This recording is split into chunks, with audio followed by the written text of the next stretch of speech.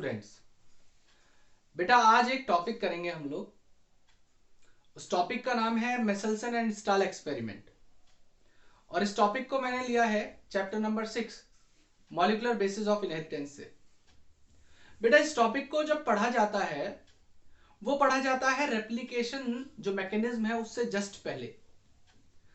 अब हम एक स्टेटमेंट पढ़ते हैं। स्टेटमेंट यह है कि DNA replication semi conservative nature का होता है।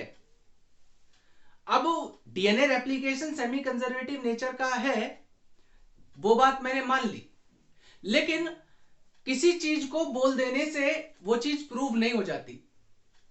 जैसे कि मैं आपसे बोलूं आपने 100 मार्क्स स्कोर किए, ये तो मैंने बोल दिया, ये तो एक हाइपोथेटिकल बात है। मेरे बोल देने से आपके 100 मार्क्स तो आएंगे नहीं। तो आपको उस चीज को प्रूव करने के लिए क्या करना पड़ेगा? उस चीज का एविडेंस देना पड़ेगा। अब एविडेंस किस तरीके से देंगे? आप पढ़ाई करेंगे, मेहनत करेंगे, अच्छे आंसर्स लिख के आएंगे और उसके बाद 100 मार्क्स जब एग्जाम में पाएंगे तो आप बोलेंगे कि सर ये देखिए एविडेंस, तो उसके बाद वो चीज आपकी प्रूफ हो जाएगी। तो क्या होता है, किसी भी चीज को पहले कोई वैज्ञानिक बोल देता है, फिर उसका एक्सपेरिमेंटल प्रूफ दिया जाता है। तो यहां पे बोल तो दे रहा हूं मैं कि DNA replication semi conservative nature का है, लेकिन उसको प्रूव कैसे किया जाए?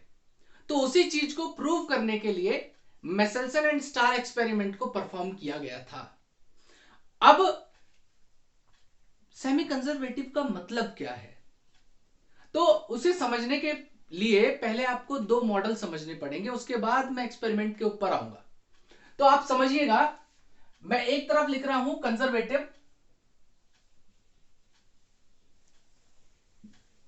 और दूसरी तरफ लिख रहा हूं सेमी कंजर्वेटिव।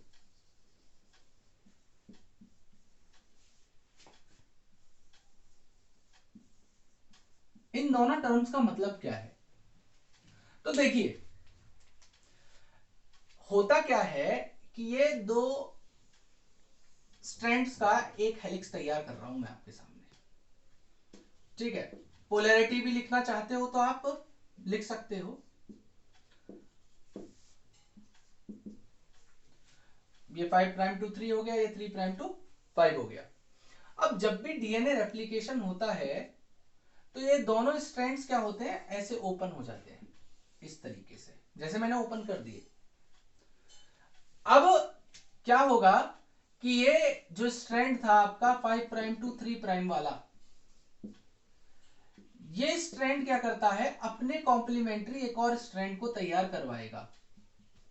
तो जो नया स्ट्रैंड बन के आ रहा है इसको मैं कॉम्प्लीमेंट्री स्ट्रैंड कह रहा हूं, नॉन पेरेंटल स्ट्रैंड कह रहा हूं। जो पुराना वाला है, जो मैंने पूरा डार्क कलर से बनाया है, वो आपका पेरेंटल स्ट्रैंड है। ओके, तो जो पेरेंटल स्ट्रैंड था उसने एक नॉन पेरेंटल स्ट्रैंड को तैयार किया जो कि उससे कॉम्प्लीमेंट्री था, मतलब एंटी पैरेलल चेन, उस तरीके से समझ लीजिए। अब यहां पे दूसरी पोलैरिटी मैं लिख दे रहा हूं 3 प्राइम टू 5, इसके कॉम्प्लीमेंट्री एक और स्ट्रैंड को तैयार किया गया। अब क्या होता है, कंजर्वेटिव मॉडल है, देखिए ध्यान से समझिए, कंजर्वेटिव टर्म से पता चल रहा है हमारा। तो ये दोनों जो स्ट्रैंड थे कौन कौन से, ये ब्लैक वाले दोनों पेरेंटल और दोनों डॉटेड वाले जो है इन्हें मैं क्या कह दे रहा हूं, नॉन पेरेंटल। इन दोनों को क्या कह दे रहा हूं मैं, नॉन पेरेंटल। तो जो दोनों पेरेंटल थे वो एक साथ आ जाएंगे और जो हमारे नॉन पेरेंटल थे वो आपके एक साथ आ जाएंगे।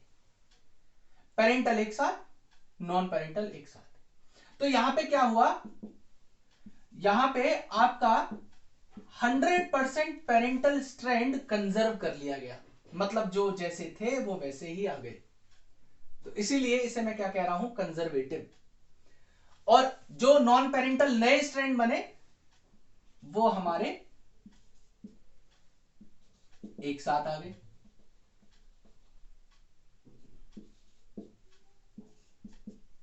ठीक है। अब सेमी कंजर्वेटिव का मतलब क्या? कंजर्वेटिव में क्या देखा आपने? दोनों जो पेरेंटल थे वो एक साथ थे, 100% पेरेंटल कैरेक्टर एक साथ कंजर्व, और जो नॉन पेरेंटल थे वो एक साथ हो गए। सेमी कंजर्वेटिव में होता है क्या कि ये दोनों, फिर से मैं वही दो स्ट्रैंड का एक हेलिक्स तैयार कर रहा हूं। पोलैरिटी आप लिखना चाहते हो लिख सकते हो, बाकी मैं अभी आपको शॉर्ट में समझा दे रहा हूं। दोनों स्ट्रैंड खुले, ठीक है। इनको खोलने का काम कौन करता है? तो एक हेलिकेज नाम का एंजाइम होता है जो दोनों स्ट्रैंड्स को ओपन करता है, ठीक है। वो एक सेपरेट बात है, उसको जब डीएनए रेप्लिकेशन के मैकेनिज्म को पढ़ेंगे तब उस टॉपिक की बात की जाएगी। There are an number of different different enzymes, ठीक है। Helicase, topoisomerase, SSB protein, primase, ligase, ठीक है। सब की बात करेंगे हम लोग जब डीएनए रेप्लिकेशन पढ़ेंगे। अभी बस इतना समझ लीजिए, हेलिकेज क्या करेगा? हेलिक्स को ओपन कर देगा ऐसे स्ट्रेट। अब क्या होता है कि इसके कॉम्प्लीमेंट्री ये स्ट्रैंड तैयार हुआ और इस वाले के कॉम्प्लीमेंट्री ये स्ट्रैंड तैयार हो गया। अब चूंकि ये दोनों हमारे पेरेंटल हैं और ये दोनों जो तैयार हो के आए नए, ये क्या है? Non parental.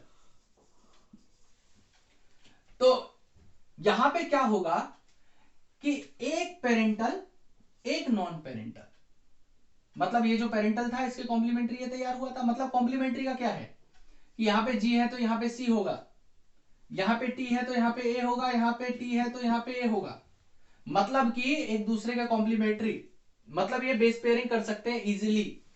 तो क्या होता है कि एक पेरेंटल और एक नॉन पेरेंटल इस तरीके से आएंगे और इसके लिए ये वाला साथ में हो जाएगा इसके। तो यहां पे क्या हुआ आप देखिए, half parental half non parental, half parental half non parental. मतलब जो 50% पेरेंटल स्ट्रैंड थे वो कंजर्व हुए और 50% नया वाले स्ट्रैंड एक साथ मिलके इन्होंने एक हेलिक्स फॉर्म कर लिया। तो इसलिए इसे क्या कहते हैं? Semi conservative. सेमी का मतलब होता है हाफ, ठीक है। तो यहां पे सेमी कंजर्वेटिव, आधा पुराना आधा नया।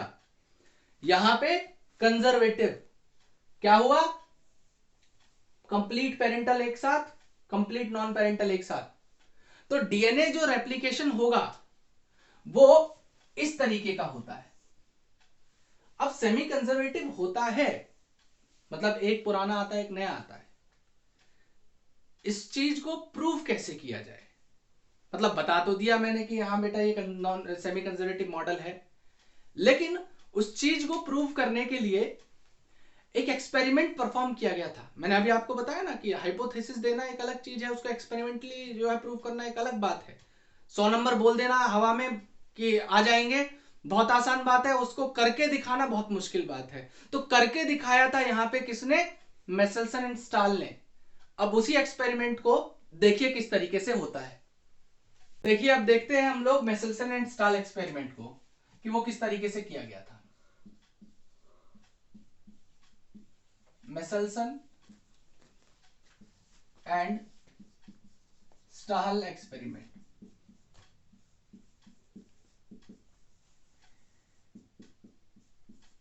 इस एक्सपेरिमेंट का ऑब्जेक्टिव या एम क्या था? इनका था they want to prove that DNA replication is semi conservative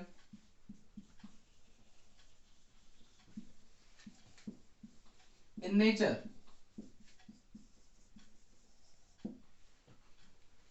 तो इसको प्रूफ कैसे किया गया?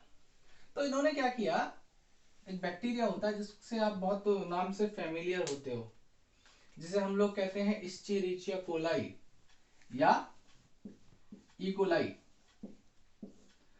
अब ये जो बैक्टीरिया है बेटा, इस बैक्टीरिया का जो जनरेशन टाइम है, जनरेशन टाइम का मतलब क्या होता है ध्यान से समझिएगा।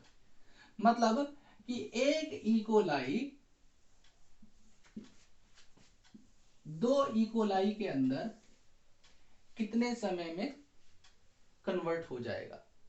तो एक इकोलाई से 2 इकोलाई बन रहे हैं, तो इसे क्या कहते हैं, ये एक जनरेशन हो गई इसकी।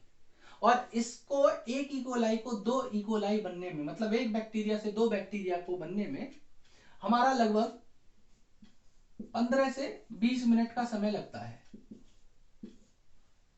ठीक है, मतलब एक बैक्टीरिया 2 बैक्टीरिया के अंदर डिवाइड कर जाता है। तो बोले कि सर इसका इससे क्या मतलब है, तो ध्यान से समझिए भाई, बैक्टीरिया के पास एक जेनेटिक मटेरियल नाम की भी चीज होती है। अब सपोज करो इसके पास एक जेनेटिक मटेरियल है, अब देना चाहता है ये 2 बैक्टीरिया को, मतलब ये तो वही वाली बात हो गई कि भाई ये पिताजी थे, ये इनके 2 बच्चे, अब ये देना चाहते हैं क्या कि इनके पास एक ही कोई प्रॉपर्टी है, उस प्रॉपर्टी का हाफ तो हो नहीं सकता, मतलब वो ऐसी चीज है जो हाफ नहीं दी जा सकती। फॉर एग्जाम्पल एक कार है इनके पास, अब वो चाहते हैं, दोनों बेटे चाहते नहीं हमारे पास ऐसी कार हो, तो प्रैक्टिकली तो नहीं है कि पापा एक कार को आधी आधी काटे, ले बेटा तू आधी ले ले, तू आधी ले ले, पॉसिबल नहीं है।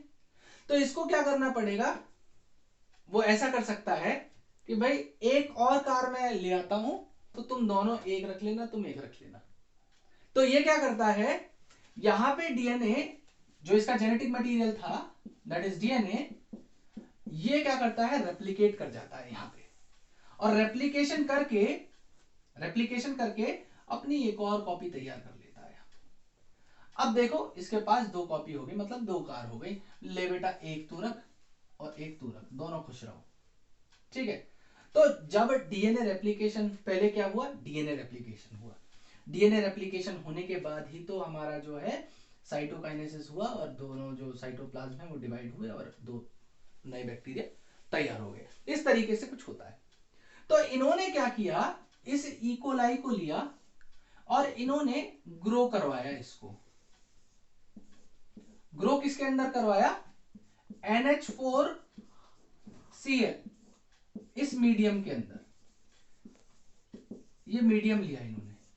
अब ये जो नाइट्रोजन था इसमें NH4 में, इस नाइट्रोजन के 2 आइसोटोप हो सकते हैं, एक light isotope that was N14, it was light isotope,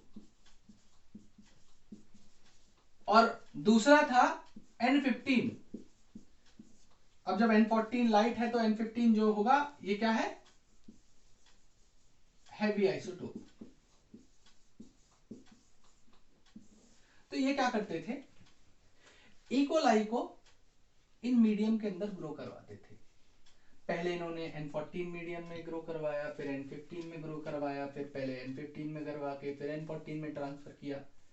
कैसे किया देखते हैं उसको। देखिए मेसेल्सन एंड स्टाल एक्सपेरिमेंट किस तरीके से परफॉर्म किया गया। इसको मैं ऐसा करता हूं, इस एक्सपेरिमेंट को 4 हिस्सों में बांट दे रहा हूं। ठीक है, अब 4 हिस्सों में बांट दे रहा हूं, तो यहां पे फर्स्ट पार्ट है, ठीक है, ये सेकंड पार्ट हो गया, ठीक है, और ये हो गया आपका थर्ड पार्ट, और उस तरफ फोर्थ पार्ट। तो ध्यान से समझिएगा एक एक करके बात को। सबसे पहले इन्होंने क्या किया, मैं पहला पार्ट लिख रहा हूं इसका मैं। तो सबसे पहले इन्होंने इकोलाई को ग्रो किया N14 मीडियम में, N14 मीडियम में, ये इकोलाई है, यहां पे इकोलाई है। देखिए ये जो डायग्राम है ये एनसीईआरटी से थोड़ा सा अलग है, लेकिन आपको अंडरस्टैंड करने में इसको कोई परेशानी नहीं होगी। एनसीईआरटी का डायग्राम भी अच्छा है, लेकिन मैं थोड़ा सा इसको थोड़ा अलग तरीके से पढ़ाना चाह रहा हूं, आपको इसको समझने में बहुत आसानी होगी।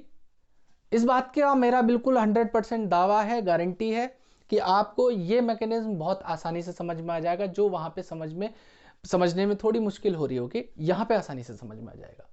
देखिए यहां पे इन्होंने क्या किया, पहली बार N14 मीडियम लिया और N14 के अंदर ग्रो किया किसको, इकोलाई को। ठीक है, तो इकोलाई को N14 मीडियम में कितनी जनरेशन के लिए ग्रो किया गया, एक जनरेशन के लिए, for 1 generation. E coli is grown in N14 medium for 1 generation. तो एक बात बताइए, देखिए जब इकोलाई यहां पे एक जनरेशन के लिए ग्रो की गई, एक जनरेशन का मतलब क्या है, लगभग 15 से 20 मिनट। तो 15 से 20 मिनट के लिए जब वो ग्रो करी गई होगी, तो वहां पे क्या किया गया, मैंने आपको क्या बताया था, जनरेशन टाइम मतलब कितने टाइम में एक बैक्टीरिया 2 बना ले। तो यहाँ पे 15 से 20 मिनट में लगभग 2 बैक्टीरिया तैयार हो जाते हैं। तो इस समय में क्या हुआ होगा, जो इसका एग्जिस्टिंग डीएनए है उसने एक और कॉपी तैयार कर ली होगी, तभी तो ये दोनों जो अलग अलग नए बैक्टीरिया तैयार किए उनको दे पाता। तो अब जहां पे इसको ग्रो किया गया वहां पे ऑलरेडी मीडियम कौन सा था, N14 मीडियम था। तो फॉर एग्जाम्पल जब ये डीएनए हेलिक्स इस तरीके से ओपन हुए होंगे, इसके कॉम्प्लीमेंट्री ये एक स्ट्रैंड तैयार हुआ होगा, इसके कॉम्प्लीमेंट्री ये एक स्ट्रैंड तैयार हुआ होगा। तो ये वही वाली बात है कि आप कोयले की खान में जाओ और आपको हल्की सी भी कालिख ना लगे। इट मीन्स अगर आप कोल माइन के अंदर घुस रहे हो और आपने बहुत साफ सुथरे कपड़े पहने हुए हैं, तो कहीं ना कहीं आपको हल्का फुल्का काला लग ही जाना है। तो यहां पे क्या होगा कि ये जो रेप्लिकेशन हो रहा है, ये हो रहा है किसके अंदर, N14 मीडियम के अंदर। तो हो सकता है थोड़ा बहुत जो है N14 यहां पे बीच में रह गया हो, और जब ये इस तरीके से तैयार होके आया हो तो थोड़ा बहुत N14 इन हेलिक्सेस के बीच में ऐसे डीएनए के साथ रह गया हो, अंदर इंटरकैलेट हो गया हो। तो N14 मीडियम को लेके ये नए हेलिक्सेस तैयार हुए, ऐसा ही हुआ होगा। तो यहां पे क्या हुआ कि जब एक जनरेशन ग्रो किया गया और वो टाइम जब पूरा हुआ तो डीएनए को आइसोलेट किया। तो दूसरा स्टेप क्या होगा, आइसोलेशन ऑफ डीएनए। और जब डीएनए को आइसोलेट कर लिया तो तीसरा स्टेप किया इन्होंने, क्या, आपका सेंट्रीफ्यूगेशन।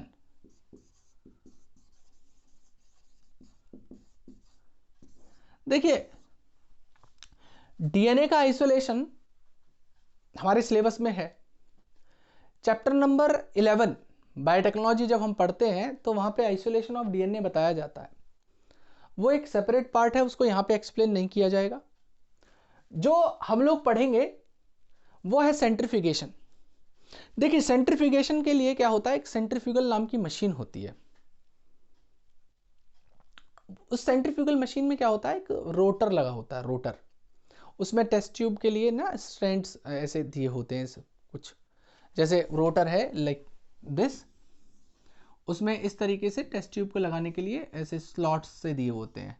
इसके अंदर आप क्या कर सकते हो, टेस्ट ट्यूब को फिट कर सकते हो, बीच में ये एक आर्मेचर से, शाफ्ट से, नीचे जो मेन मोटर है उससे कनेक्टेड रहती है। तो आप क्या करते हो, जब इसको ऑन करोगे तो ये बहुत फास्ट स्पीड पे जो है ना रोटेट करती है। तो हमारी जो रोटेशन पर मिनट के हिसाब से 10,000 आरपीएम से लेके 60,000 आरपीएम तक के जो जनरल सेंट्रीफ्यूगल मशीन है वो यूज़ की जाती है। मतलब ये करता क्या है, ये डेंसिटी बेस्ड सेंट्रीफ्यूगेशन होता है, मतलब डेंसिटी के बेसिस पे सेंट्रीफ्यूगेशन कर सकता है। मतलब अगर किसी कंपाउंड के डेंसिटी में थोड़ा सा भी डिफरेंस है और अगर हम उसको सेंट्रीफ्यूग कर दें तो क्या हो जाएगा, वो दोनों एक सेपरेट लेयर में आ जाएगा। जैसे आपने ऑयल होता है, ऑयल को जब हम लोग वाटर के अंदर डालते हैं तो उन दोनों की डेंसिटी में दोनों के डिफरेंस होता है, तो ऑयल हमेशा वाटर के ऊपर फ्लोट करता है। अब ऐसे ही जो डीएनए होता है वो थोड़ा सा डेंस पार्टिकल है, ठीक है, उसकी डेंसिटी थोड़ी ज़्यादा होती है। तो वो क्या होता है, जब हम लोग सेंट्रीफ्यूगेशन करते हैं तो यहाँ पे क्या लिखा हुआ, आइसोलेशन ऑफ डीएनए, तो वो क्या होता है ना, फ्लोट करके ऊपर आ जाता है, वो एक लेयर बना लेता है किसके अंदर, उस सॉल्यूशन के अंदर। तो यहाँ पे जब सेंट्रीफ्यूगेशन किया गया होगा तो ये ग्रो किसके अंदर हुआ है, N14 मीडियम के अंदर। N14 मीडियम वाला डीएनए इनके पास है, सेंट्रीफ्यूगेशन किया, अब देखिए क्या रिजल्ट आया होगा। तो देखिए यहां पे इन्होंने क्या किया कि ये टेस्ट ट्यूब बना रहा हूं मैं एक समझाने के लिए। ये टेस्ट ट्यूब है और इस टेस्ट ट्यूब में ये जो N14 को कंटेन करके हमारा डीएनए है वो ऊपर की तरफ आ गया। और चूंकि मैंने आपको बताया था कि जो N14 है वो एक लाइट आइसोटोप है, ठीक है, नाइट्रोजन का लाइट आइसोटोप है। आगे बात समझ में।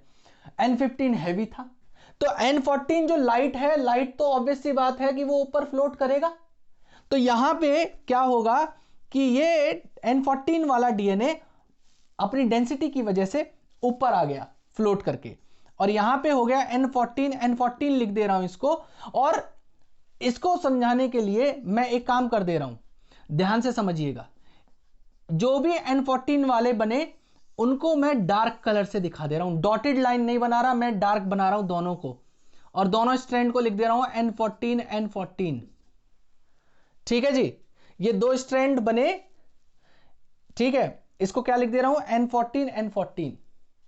क्लियर हो रही है बात। अब क्या होगा, इसी को मैं अब N15 मीडियम में ग्रो करके दिखाता हूं आपको, समझिएगा ध्यान से। N15 मीडियम में क्या होगा और किस तरीके से हम प्रूव करेंगे इसको, समझिए। अब इन्होंने दूसरा पार्ट किया। अब की बार N15 मीडियम लिया और N15 मीडियम के अंदर ई कोलाई ग्रो कराई गई। ये ई कोलाई है, यहां पे N15 मीडियम है, that is the heavy isotope of nitrogen, और इसको भी यहां पे एक जनरेशन के लिए ग्रो किया गया है। आप लिख सकते हो यहां पे कि E coli is grown in N15 medium for 1 generation. अब यहां पे क्या किया गया, दूसरा स्टेप वही जो यहां पे रिपीट किया, आइसोलेशन ऑफ डीएनए को आइसोलेट किया गया। अब एक बात बताओ, जो N14 के साथ वाकया रहा होगा वही N15 के साथ रहा होगा, मतलब ये जो दोनों डीएनए के हेलिक्स हैं ये दोनों ओपन हुए होंगे, इनके कॉम्प्लीमेंट्री स्ट्रैंड, इसके कॉम्प्लीमेंट्री स्ट्रैंड, थोड़ा बहुत N15 मीडियम इनके बीच में आ गया होगा, नहीं आ गया होगा। तो यहाँ पे जब ये स्ट्रैंड तैयार होके आए होंगे, तो इनके बीच में थोड़ा बहुत N15 मीडियम जो है वो इंटरकैलेट या इंट्रोड्यूस हो गया होगा। आगे बात समझ में। तो यहां पे जब आइसोलेशन ऑफ डीएनए करने के बाद जब हमने सेंट्रीफ्यूगेशन किया और उसका जो रिजल्ट आया वो थोड़ा सा इस वाले रिजल्ट से अलग था। वो अलग किस तरीके से था, देखिए, सेंट्रीफ्यूगेशन करने के बाद ये एक टेस्ट ट्यूब है। अब एक बात बताइए, जो लाइट आइसोटोप है वो ऊपर फ्लोट कर रहा है, N15 हैवी है, तो इसको डेंसिटी के हिसाब से कहां आना चाहिए, नीचे आना चाहिए। तो ये क्या हो गया, N15 और मैं N15 को दिखा रहा हूं किससे, डॉटेड।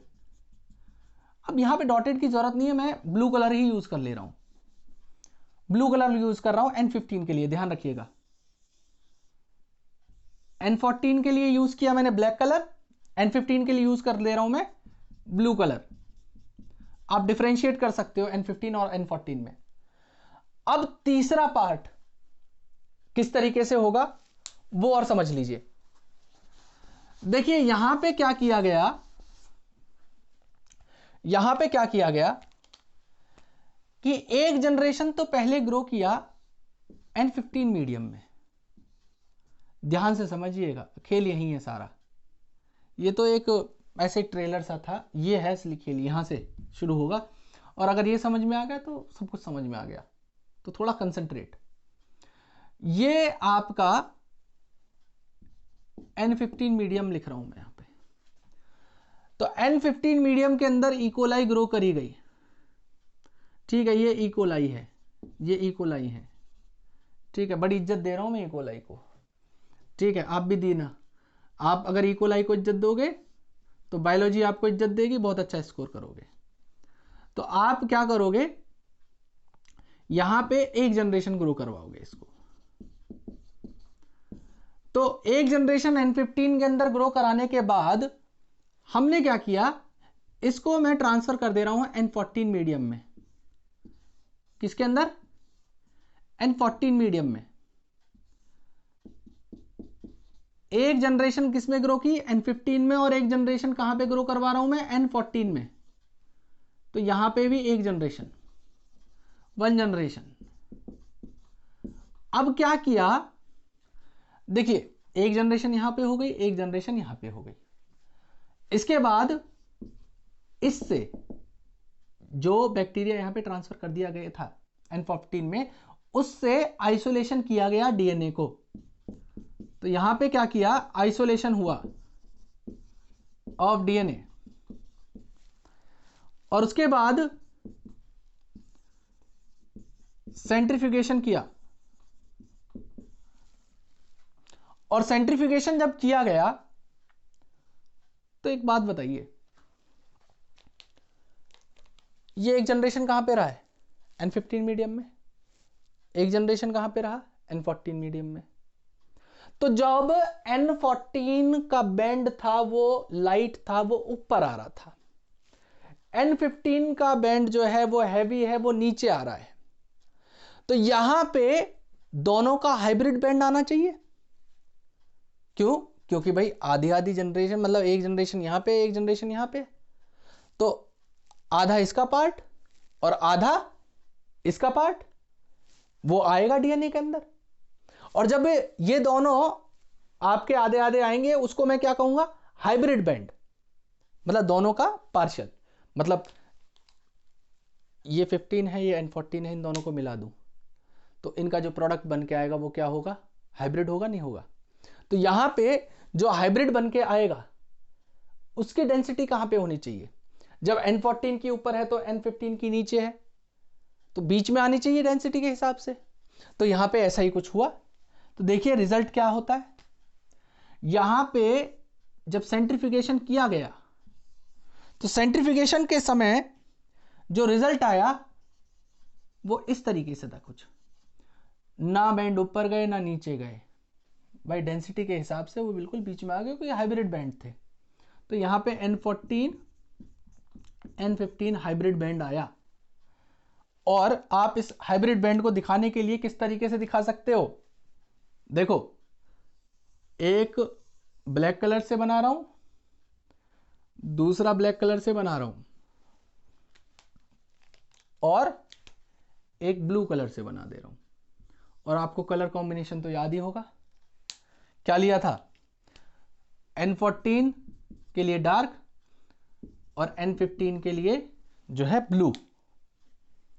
तो ये हाइब्रिड बैंड आपका बन के आ गया। ठीक है, ये N14 होना है।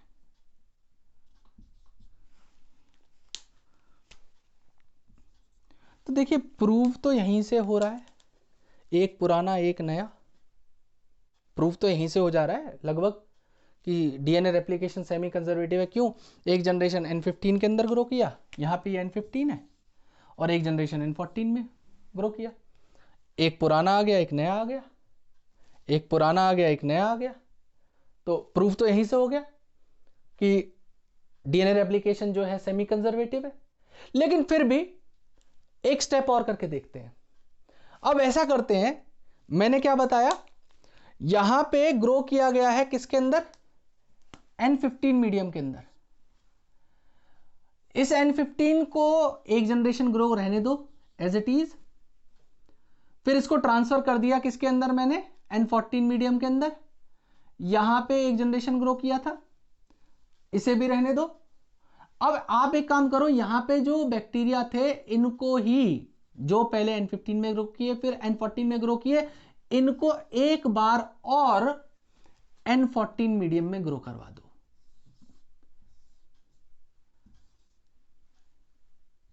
यहां पे एक बार फिर से N14 मीडियम के अंदर ग्रो करवा दिया गया, एक जनरेशन और। मतलब कहने का क्या है मेरा?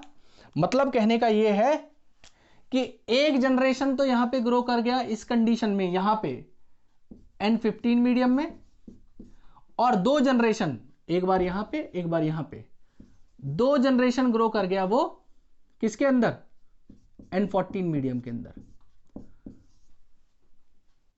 तो थोड़ा बहुत अगर लॉजिक लगाया जाए तो ज्यादा अब समय किसके अंदर है, मतलब एक तरफ 2 आदमी और एक तरफ 1 आदमी, तो ज्यादा कौन है, 2 आदमी। तो 2 जनरेशन N14 में ग्रो किया और 1 जनरेशन N15 के अंदर ग्रो किया है, तो ज्यादा जनरेशन मेरे हिसाब से वो N14 में रहा। तो जब मैं डीएनए आइसोलेशन करके जब सेंट्रीफ्यूगेशन करूंगा तो इसका रिजल्ट क्या आना चाहिए, ज्यादा पार्ट N14 का आना चाहिए कि N15 का आना चाहिए। तो जहां पे ज्यादा टाइम उसने स्पेंड किया, जिस मीडियम में वो ज्यादा रहा, मेरे हिसाब से तो ज्यादा पार्ट उसका होना चाहिए। तो देखिए किस तरीके से होगा वो। यहां पे फिर से वो स्टेप, आइसोलेशन कर लिया डीएनए का, फिर से किया सेंट्रीफ्यूगेशन,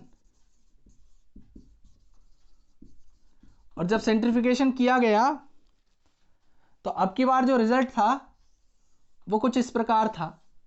देखिए एक जनरेशन तो N15 मीडियम में ग्रो किया है ना भाई, तो यहां पे एक तो आएगा आपका क्या, हाइब्रिड बैंड जो डेंसिटी के हिसाब से बीच में रहेगा, और एक बैंड ऐसा आएगा जो N14 का होगा, क्योंकि ज्यादा जनरेशन वो किसके अंदर रहा, N14 मीडियम के अंदर। तो यहां पे ये N14 मीडियम वाला, तो आपके 2 बैंड आए, एक N14 और एक आया आपका हाइब्रिड बैंड, जिसे मैं ब्लू से लिख दे रहा हूं N14 N15।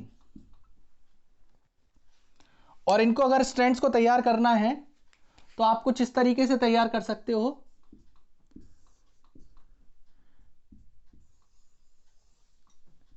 एक स्ट्रैंड तो हो गया, मतलब एक हेलिक्स तो हो गया N14 वाला,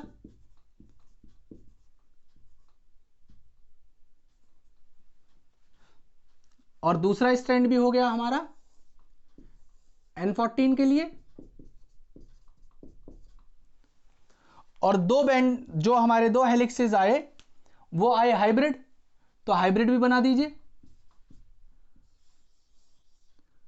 ब्लू और ब्लैक का कॉम्बिनेशन, क्योंकि N14 N15 दिखाना है हमें, तो इन्हें N15 लिख दे रहा हूं। और इनके साथ जो है हेलिक्स फॉर्म करा कितने ने, N14 ने, ये हो गए N14। तो इसमें आपने क्या देखा या क्या सीखा, आपने यहां पे ये सीखा कि जब भी डीएनए रेप्लिकेशन होगा, एक स्ट्रैंड पुराना आता है और एक नया आएगा। ये चीज प्रूव यहीं से हो गई थी, 3rd स्टेप से। देख लो, एक जनरेशन यहां पे था, दूसरी जनरेशन यहां पे था, तो एक पुराना एक नया आया। लेकिन थोड़ा और देखना चाहते थे कि भाई 2 जनरेशन हम लोग N14 में ग्रो करवा के देख लेते क्या रिजल्ट होगा। तो ऑब्वियस सी बात है भाई, जहां पे आप ज्यादा टाइम रखोगे उसको, तो उसके बैंड ज्यादा आने। हाइब्रिड बैंड में भी N14 का पार्ट आया और एक सेपरेट बैंड भी बना N14 का। तो इस चीज से ये प्रूव हुआ, इस एक्सपेरिमेंट को करने के बाद ये प्रूव हुआ कि जो डीएनए रेप्लिकेशन है वो सेमी कंजर्वेटिव होता है, जिसमें एक पेरेंटल एक नॉन पेरेंटल, एक पुराना एक नया स्ट्रैंड आएगा। तो इस तरीके से आप मेसलसन एंड स्टाल एक्सपेरिमेंट को समझ सकते हो। एक बार एनसीईआरटी और गो थ्रू करके देखिएगा, और अगर अब भी समझ में ना आए तो मुझे बताइएगा। बाकी मिलते हैं अगली वीडियो में। Thank you.